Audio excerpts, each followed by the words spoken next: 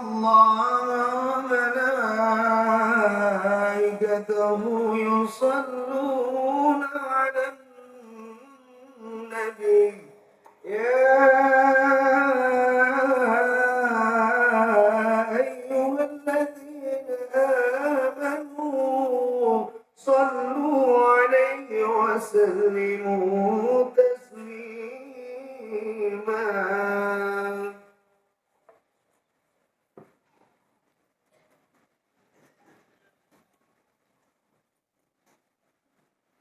Assalamualaikum warahmatullahi wabarakatuh.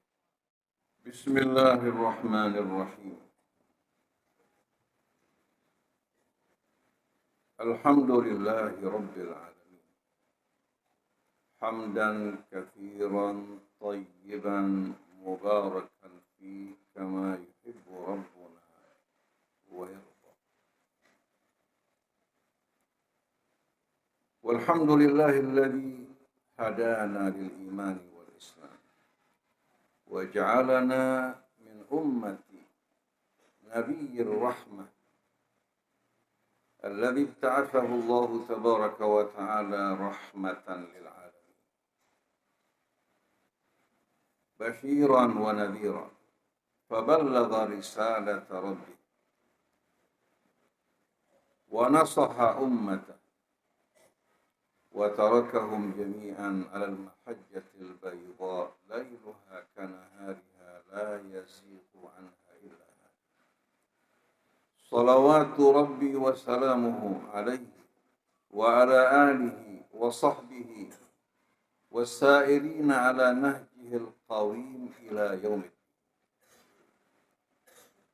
أما بعد فيا عباد الله أوصيكم ونفسي بتقوى الله وطاعته لعلكم تفلحون.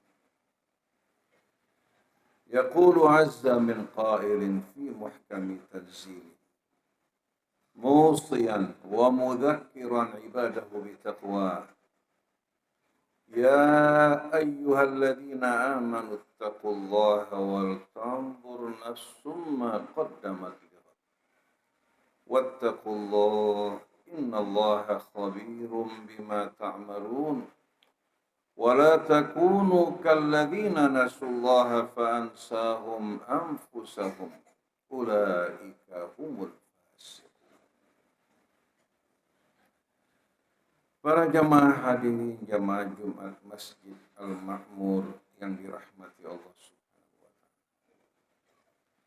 Hari ini kita berada pada hari Jumat yang kedua dari bulan Ramadan yang penuh dengan rahmat, dengan keberkahan dan juga ampunan dari Allah Subhanahu wa Ta'ala. Mengapa bulan ini mendapatkan kemuliaan yang begitu besar? Karena turunnya Al-Quran. Bahkan Allah jadikan malam turunnya lebih baik dari 1000 bulan. Lalu pertanyaannya, bagaimana kedudukan Al-Quran itu sendiri? Apabila malam turunnya lebih baik dari 1000 bulan, dan Ramadan yang tadinya merupakan bulan yang biasa, tidak memiliki keutamaan, dengan turunnya Al-Quran pada bulan tersebut, menduduki kedudukan tertinggi di antara bulan-bulan yang lain. Semua itu karena Al-Quran. Oleh karena itu, para jamaah hadirin yang dimuliakan Allah, barang siapa yang ingin mengisi waktunya dalam bulan ini dengan ibadah yang paling dicintai Allah setelah sholat wajib yang kita lakukan adalah bersatu dengan Al-Quran. Al-Quran akan menjadi juru syafaat bagi mereka-mereka yang mencintainya. Al-Quran adalah asy-syafi' al-musyaffa'. Man ja'alahu amamahu qadahu ilal jannah wa man ja'alahu khalfahu qadahu ilan nar. Quran merupakan juru syafaat yang akan diterima syafaat. Barang siapa yang menempatkan Al-Quran di depan dan dia mengikuti di belakangnya, Quran akan mengantarkannya menuju ke surga. Tapi siapa yang menempatkan Al-Quran di belakang, sedangkan dia mengendalikan Al-Quran untuk tujuan-tujuan duniawinya, maka Al-Quran akan menjerumuskan dirinya ke dalam jurang api. Para jemaah hadirin jamaah Jumat yang dimuliakan Allah.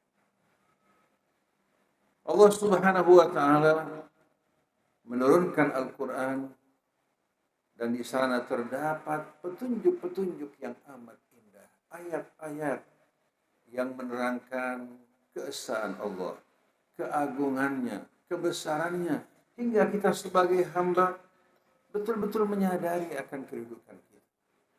Allah menerangkan dari mana kita berasal, untuk apa kita hidup dalam kehidupan dunia ini, bagaimana cara hidup yang benar, dan kemana kita akan pergi. Allah Subhanahu wa ta'ala menerangkan kepada kita dengan cara yang amat mudah untuk kita faham. Allah menceritakan kisah-kisah umat terdahulu sebagai pelajaran bagi kita agar tidak mengulangi kesalahan mereka yang menyebabkan mereka terkena azab dan murka di dunia, azab dan derita di hari akhir. Allah berikan perumpamaan yang bermacam-macam yang menerangkan kepada kita akan kebenaran agamanya, kebenaran Rasulnya, dan juga membuktikan kebenaran kitabnya, dan mengingatkan apa yang akan diterima setiap orang di hari akhir. Maka mari para jamaah sekalian, kita jadikan Al-Quran sebagai pedoman hidup kita, bukan hanya sekedar dibaca, dihafal, dilantunkan dengan suara yang indah, tapi mari bersama-sama kita jadikan Al-Quran sebagai pegangan hidup kita yang akan mengantarkan kita menuju kemuliaan sebagaimana telah mengantar Nabi dan para sahabatnya menuju kemuliaan. Dalam khutbah yang singkat ini, saya ingin hadirin sekalian menyampaikan kepada para jamaah, menyampaikan amanat Allah dalam kitab. Ayat-ayat hukum dalam Al-Quran tidak mencapai 5%. Tapi apa yang ditegaskan oleh Allah secara langsung dalam Al-Quran merupakan hal yang amat-amat penting berhubungan dengan keselamatan kita. Nah, pada kali ini saya ingin mengingatkan kepada para jamaah untuk betul-betul memperhatikan beberapa ayat yang dibaca dari suratul Baqarah. Ya ayyuhan nas, kulu mimma fil ardi halalan thayyiban. Wa la tattabi'u khutuwatis syaitan innahu lakum aduwwun.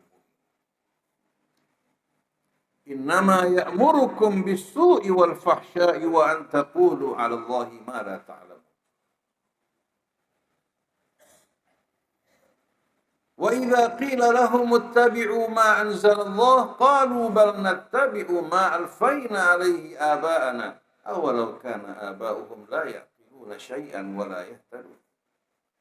Wa mathalul ladzina kafaru kamathalil ladzi yan'iqu bima la yasma'u illa du'aan wa nida'a summun bukmun 'umyun fahum la ya'qilun.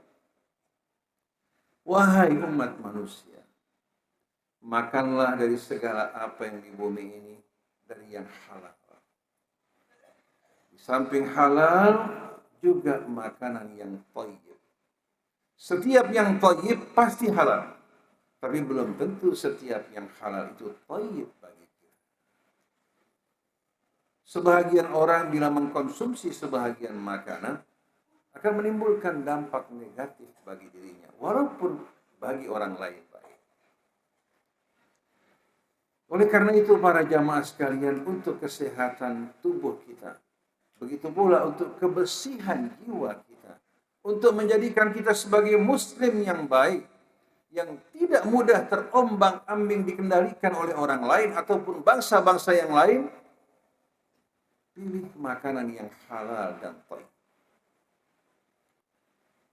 Ada makanan yang halal sebagai contoh hadirin sekalian, kambing, sapi, ayam, tapi belum tentu thayyib. Karena disembelih tanpa menyebutkan nama Allah Subhanahu wa ta'ala. Hewan-hewan tersebut yang halal disembelih tanpa menyebutkan nama Allah, maka hukumnya haram. Dan makanan yang masuk ke dalam tubuh kita akan merusak jiwa kita, akan merusak kepribadian kita, Dan ini yang dilakukan oleh musuh-musuh Islam. Apabila mereka ingin merusak satu kaum, buat mereka memakan apa yang diharamkan Allah. Maka dengan mudah setelah itu mereka dikendalikan. Nah, kita di Indonesia, umat Islam tidak lagi menjaga makanan mereka yang halal dan thayyib.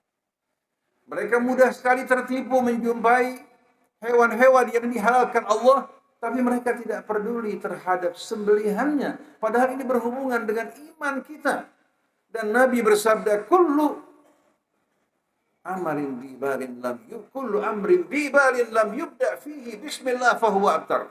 Setiap perkara yang bermakna yang baik tidak dimulai dengan nama Allah, maka perkara tersebut terputus dari Allah. Allah tidak lagi akan terlibat. Allah tidak lagi akan menghubungkan dengan rahmat. Dalam suratul An'am Allah berfirman, fakulu mimma dzukira smullahi alaihi in kuntum biayatihi mu'minin. Makanlah dari apa yang telah disebutkan nama Allah pada saat penyembelihannya. Begitu pula pada saat makannya.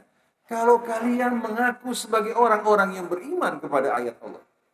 Kita lihat perintah ini dikaitkan dengan iman kita kepada ayat. Lalu ayat berikutnya. Kalau ayat tadi berisikan perintah, ayat berikutnya pertanyaan dari Allah. Wa ma lakum alla ta'kulu mimma dzukira smullahi alaihi wa qad fassala lakum ma harrama alaikum illa ma dhurirtum ilaih. Apa halangannya bagi kalian? Apa beratnya bagi kalian untuk memakan makanan yang telah disebutkan nama Allah pada saat penyembelihannya ataupun pada saat kalian mencicipi. Padahal Allah telah merincikan bagi kalian apa yang Allah haramkan atas kalian. Ini ayat kedua. Yang ketiga, wala ta'kulu mimma lam yudhkar ismullahi alaihi wa innahu lafisq wa inna syayatina la yuhuna ila awliyaihim liyujadilukum wa in ata'tumuhum innakum la musyrikun. Jangan sekali-kali kalian memakan sesuatu yang belum disebutkan nama Allah, baik pada saat penyembelihannya maupun memakan. Sesungguhnya syaitan mengirimkan wahyunya, bisikannya kepada sekutu-sekutunya dari kalangan manusia untuk mendebat kalian. Dengan mengatakan ini hanya sekedar kata-kata. Yang penting hati kita tidak benar sama sekali. Apabila sembelihan disembelih tanpa menyebutkan nama Allah, maka haram untuk kita makan. Dan bila kita makan, akan menimbulkan kerusakan pada jiwa. Begitu pula pada tubuh kita.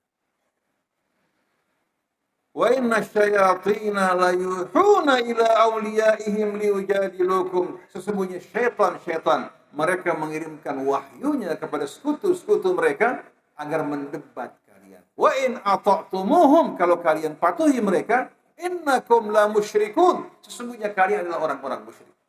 Renungkan hadis kalian. Belum pernah saya mendengarkan larangan dengan uslub yang bermacam-macam, dari mulai perintah, pertanyaan, hingga larangan seperti larangan orang memakan sesuatu tanpa menyebutkan nama Allah. Dan kalau kita pergi ke pasar-pasar, baik orang Islam, apalagi non-Muslim, perhatikan, banyak dari mereka yang menyembelih tanpa menyebutkan nama Allah. Bahkan banyak ayam-ayam yang telah mati di perjalanan dijual di pasar. Mereka sembelih seolah-olah melakukan penyembelihan yang halal, kemudian mereka berikan warna kuning untuk menunjukkan kesegaran. Belum lagi di mal-mal, di food court, di tempat-tempat makanan yang disajikan oleh orang-orang non-Muslim. Mereka mengatakan tidak terdapat babi atau lemak babi. Mereka lupa bagaimana penyembelihan. Oleh karena itu dalam suratul A'raf kembali Allah menegaskan, qul la yastawil khabithu wa thayyib walau a'jabaka kasratul khabith. Katakan tidak sama antara yang busuk dengan yang baik. Maka bertakwalah kalian kepada Allah agar kalian sukses dunia maupun akhirat. Bila bangsa kita ingin maju, ingin istiqamah, ingin punya komitmen yang kuat dan tidak mudah dikendalikan, jaga makanan kita. Orang-orang Yahudi, para jamaah sekalian, kalau mereka ingin terbang, mereka pesan jauh-jauh hari untuk menyediakan makanan yang halal bagi mereka dengan label kosher. Begitu mereka terbang, pramugari akan membawa makanan dalam keadaan tersegel dengan label kosher. Ikan atau daging masih dalam keadaan tersegel, digunting di hadapan penumpang Yahudi, kemudian mereka hangatkan, disajikan. Kita orang Islam juga bisa melakukan hal yang sama dan dihormati hak kita. Orang-orang Yahudi di Belanda, di Eropa, mereka membuka outlet penjualan shawarma. Tapi mereka haramkan bagi pemeluk agama mereka untuk makan dari daging tersebut. Karena mereka hanya mengambil keuntungan penjualannya, tapi mereka haramkan untuk dimakan bagi pemeluk agama Yahudi karena tidak berada dalam keadaan halal. Bayangkan para jamaah sekalian. Tapi kita umat Islam, saya jumpai apalagi pemuda-pemudi sekarang, dengan gampang mereka mencicipi makanan mereka yang tanpa mereka sadari makanan tersebut terputus dari Allah, dari rahmatnya, masuk ke dalam tubuh kita yang merupakan ciptaan Allah. Dia tidak akan bekerja sama dengan baik. Muncullah berbagai macam penyakit yang berbahaya di tengah-tengah kita.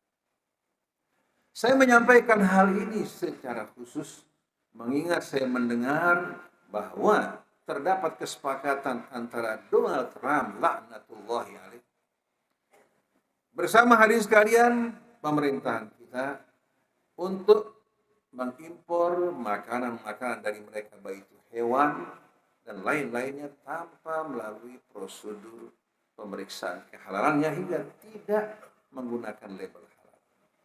Kalau sampai hal ini dikonsumsi oleh umat kita, apa yang akan terjadi? Sedangkan yang ada saja masih banyak hadirin sekalian yang belum memenuhi persyaratan halal. Kita takut bangsa kita akan mengalami nasib seperti bangsa yang lain. Turki pernah menjadi, hadirin sekalian, khilafah Utsmani. Tapi karena mereka ingkar, umat Islam ingkar, Allah Subhanahu wa taala akhirnya ambil dari mereka kemuliaan mereka. Kita kalau tidak menjaga agama kita, kehormatan Allah taala, Allah akan tinggalkan kita. Jangan kalau kehormatan pribadi kita disinggung, kita marah. Tapi kehormatan Allah, agamanya kita biarkan, maka tunggu tanggal saatnya Islam akan meninggalkan kita, berpindah kepada umat yang lain. Sebagaimana firman Allah, wa in tatawallau yastabdil qauman ghairakum thumma la yakunu amsalakum. Kalau kalian berpaling, Allah akan gantikan kalian dengan umat yang lain dan mereka tidak seperti kalian. Pada saat ini para pemimpin Arab telah menjerumuskan umat mereka menuju kehancuran. Mereka tidak bangga dengan Islam, tidak bangga dengan Rasul. Bahkan salah seorang mereka mengatakan, sebagaimana bangsa Arab telah memproduk melahirkan orang seperti Muhammad, kita mampu untuk melahirkan juga banyak orang seperti beliau. Bukan kembali kepada Allah. Jadi jangan tertipu dengan casing penampilan atau bangsa mereka sama dengan Rasulullah. Ketahuilah kebanyakan mereka waliyahulillah telah meninggalkan agama mereka. Saudi Arabia mengadakan pesta hura-hura dengan latar belakang Ka'bah, mengundang artis-artis dengan tubuh bugil melakukan acara di Riyadh. Bahkan di kota suci Mekah terdapat acara hiburan tersebut. Ini merupakan petaka yang amat besar. Semoga bangsa kita, bangsa Indonesia, kaum muslimin, Allah jaga mereka, Allah pelihara mereka, Allah jadikan mereka sebagai sebaik-baik umat Nabi kita yang menghormati kehormatan Allah, kehormatan kitab sucinya, kehormatan nabinya, kehormatan agamanya, hingga Allah tempatkan mereka di surganya bersama Nabi kita Muhammad sallallahu alaihi wasallam. Barakallahu li wa lakum fil Qur'anil azim. Wa nafa'ani bima fihi minal ayati wadh dzikril hakim. Wa taqabbala minni wa minkum tilawatahu innahu huwas samiul. Mari bersama-sama hadirin sekalian kita bertobat, beristighfar, mohon ampun kepada Allah. Saya harap bukan membaca selawat, karena perintahnya wastaghfiru innahu huwal ghafurur rahim. Kalau setelah selawat membaca istighfar, itu merupakan hal yang baik. Allahumma shalli ala sayyidina Muhammad wa ala سيدنا محمد.